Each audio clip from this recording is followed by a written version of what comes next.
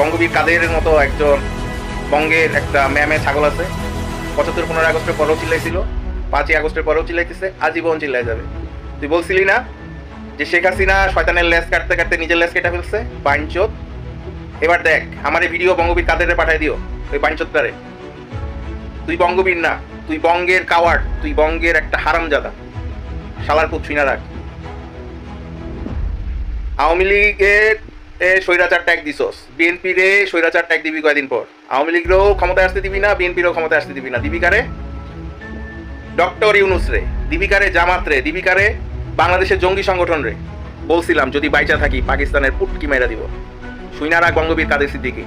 বাংলাদেশ আওয়ামী লীগ এবং বিএনপি যদি এক হয়, তোদের মতো ওই কুত্তাগুলারে বাংলাদেশ ছাড়া করতে বেশি দিন সময় লাগবে না, সেই দিনের অপেক্ষায় থাক।